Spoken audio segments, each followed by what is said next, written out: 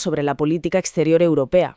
Sí, La diferencia de respuesta de la Unión Europea ante Ucrania y ante el conflicto en Palestina. ujú, Las fuentes que manejamos hablan, de hecho, de una doble moral mortal. efectivamente, pues la idea hoy es desentrañar un poco los argumentos de estos documentos.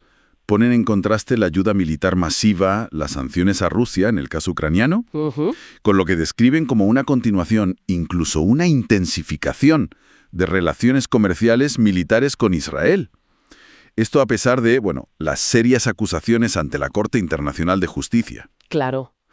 La pregunta de fondo en estos textos es si la UE valora distinto la vida humana según dónde ocurra el conflicto. Y el contraste que dibujan estas fuentes es muy llamativo.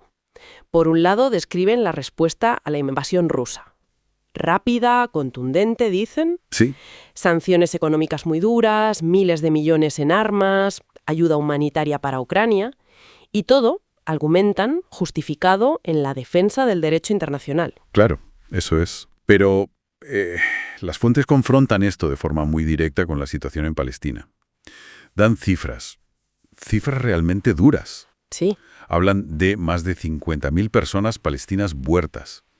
Y recalcan que, según estos documentos, 15.000 serían niños y niñas. 15.000. Y hacen mucho hincapié en que la Corte Internacional de Justicia, que es el principal órgano judicial de la ONU, considera plausible la acusación de genocidio contra Israel. Plausible es una palabra con mucho peso, viniendo de la CJ. Exacto.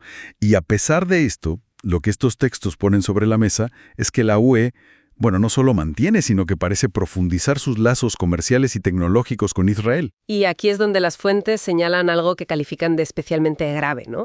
Que la implicación no sería solo comercial. Eso es.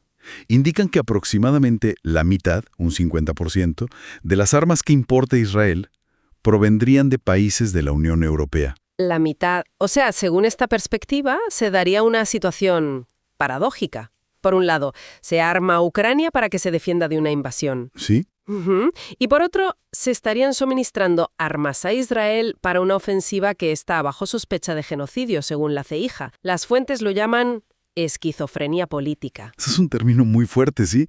Y lo justifican, confrontando estas acciones con los propios tratados y principios de la UE. Ah, claro. Se refieren en concreto al artículo 2 del Acuerdo de Asociación UE-Israel. Un artículo que, citan textualmente, dice que el respeto a los derechos humanos es un elemento esencial del acuerdo. Un elemento esencial.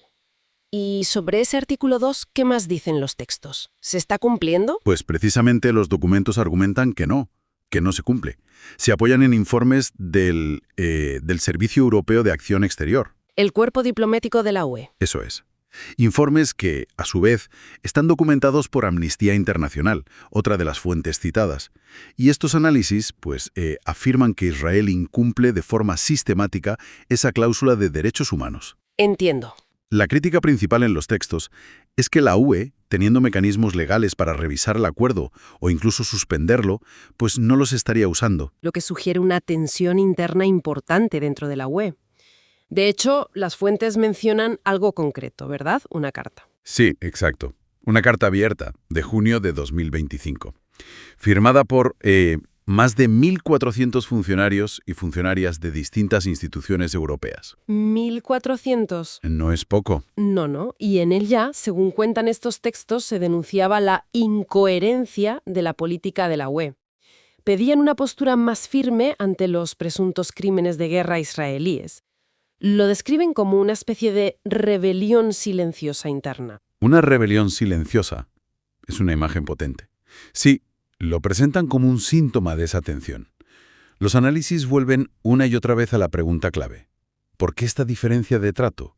¿Por qué tan distinto entre Ucrania y Palestina? Claro. Argumentan que esta política de doble rasero, como insisten en llamarla, no solo daña la credibilidad moral de la UE en el mundo, Ajá. sino que, traiciona sus propios valores fundacionales de defensa de los derechos humanos.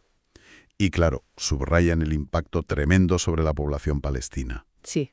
Citan datos sobre decenas de miles de niños huérfanos, desplazados o severamente traumatizados.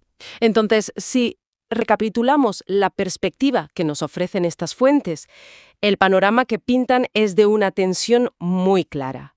Una brecha entre los principios que la UE dice defender, los derechos humanos, y sus acciones concretas en distintos conflictos. Al menos así lo interpretan estos documentos. Así es. Los textos acaban con un llamado a la coherencia.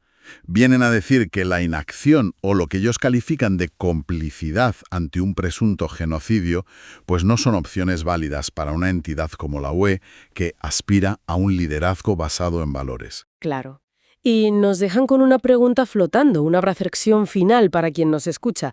Más allá del debate inmediato, ¿qué implicaciones a largo plazo tiene todo esto? ¿Para la imagen de Europa, quieres decir? Sí, para la percepción global de Europa y sobre todo para las vidas de la gente afectada. ¿Qué implica esta aparente diferencia en cómo se valora la vida humana dependiendo del conflicto del que estemos hablando? Es algo en lo que pensar.